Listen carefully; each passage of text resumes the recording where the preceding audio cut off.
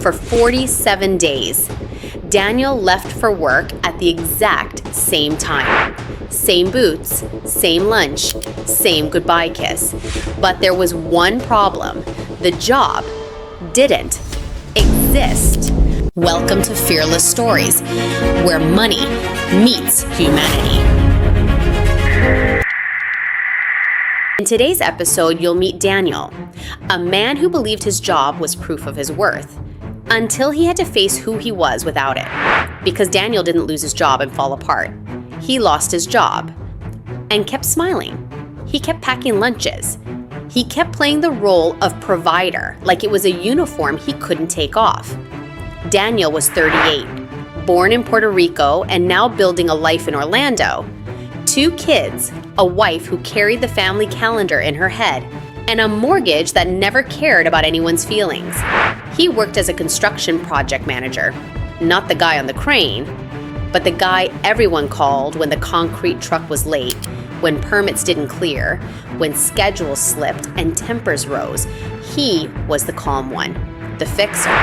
And in his family, he was the steady one too, the kind of man who paid the bills on time, the kind of man who didn't complain, the kind of man who believed love meant handle it. So when the meeting happened, quick, quiet, company restructuring. Daniel nodded like he understood. He shook hands like it was normal. He walked out with a cardboard box and a throat that wouldn't swallow. And then he did the first thing fear always tells you to do. He made a plan. Not a financial plan, a performance. The next morning, his alarm rang at 5:45 a.m., the way it always did. He got up before the sun, he showered, he put on the boots, he kissed his wife on the forehead while she half slept. "Drive safe," she mumbled. Then he walked out the door, like he was going to a job that was no longer his.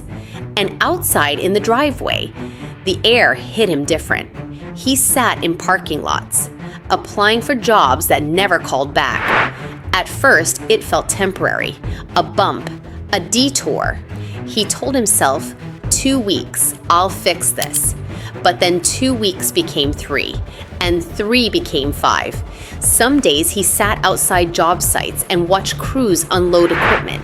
And inside his chest, something tight would twist, a quiet grief. At home, he continued to act like everything was normal, but his body could not hide the effects of what was happening. In the way he stopped making eye contact when money came up. In the way he started waking up at 3 a.m., staring at the ceiling, calculating how many days the account could survive. Day 31, day 32, day 33, and then came day 47. It was a Tuesday, the kind of Tuesday that looks ordinary in a calendar, but destroys a life. Daniel came home at 6:18 p.m. He opened the front door, expecting the familiar sounds of his family. Instead, silence. Not peaceful silence. Heavy silence. The kind that tells you something already happened. He stepped into the kitchen and saw his wife sitting at the table. An envelope rested in front of her. Official, state seal. His name printed across the front. Already opened. His eyes dropped to the envelope, then to his hands, calloused, rough. Hands that had built entire structures. Hands that suddenly felt useless. Then he looked down at his boots. His wife's voice broke the silence. "How long?" Daniel's jaw tightened. His fingers pressed into his knees. 47 days. She didn't yell. She didn't accuse him. She just watched him. And somehow, that was worse. Because she wasn't looking at him with anger. She was looking at him with pain.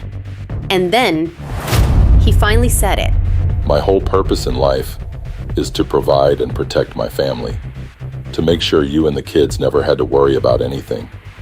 And the day that job disappeared, it felt like I failed you and the kids. I didn't know how to come home and tell you that I couldn't be that man for you guys anymore. His wife leaned forward, her voice calm, steady. "We were never supposed to survive this world separately. You don't protect this family by hiding from it. You protect it by standing inside it." Daniel looked at her for the first time in 47 days. He stopped pretending. He told her the whole truth. In the days that followed, Daniel didn't wake up alone anymore. The alarm still rang early, but now his wife was already awake beside him. 2 coffee cups, 2 chairs, 1 mission. She helped him with everything. Applications, until one Saturday afternoon. At a trampoline park, Daniel heard his name.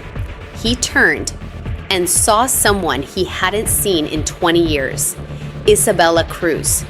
They had gone to high school together and lost contact shortly after. But somehow, they had both ended up here.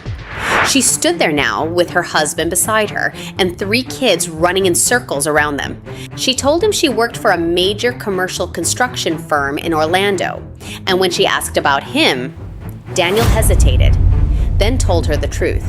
She looked at him for a moment, surprised, then said something neither of them expected. She told him it was funny how life worked, because her company was actively looking for a senior project manager, someone who could lead, someone exactly like him. She told him to apply.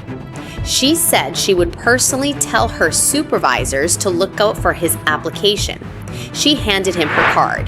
That night, Daniel sat at the kitchen table, his wife beside him, helping him complete his application, prepare his portfolio, not rebuilding his job, rebuilding his belief. Monday morning came. This time, Daniel put on dress shoes, a pressed shirt, a jacket he hadn't worn in years. He looked at himself in the mirror, not as the man who lost everything, but as the man who survived it. The interview lasted about an hour. They talked about his experience, his leadership. He didn't pretend. He just told the truth. And for the first time in weeks, that was enough. That afternoon, Daniel drove home, his heart racing, his hands gripping the steering wheel, his thoughts moving faster than the cars around him. He walked through the front door. His wife turned toward him. Daniel couldn't move, because for weeks this house had been the place he returned to with nothing. Today, it was the place he returned to with everything. He didn't say anything at first. He just pulled her into his arms, held her tightly. And then he told her, I got it. They offered me the position and the salary, my love. It's more than I've ever made before. We're gonna be all right. Our family, we're gonna be all right. And I couldn't have done it without you.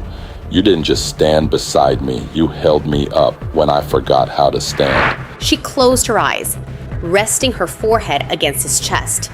And in that moment, nothing else existed. Not the fear, not the waiting.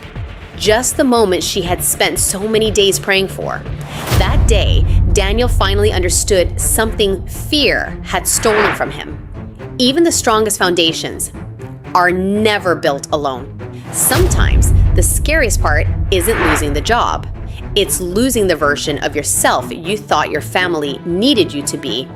But the truth is, your worth was never in what you carried alone. It was in the courage to stop carrying it alone. Because fear is not your legacy. Freedom is.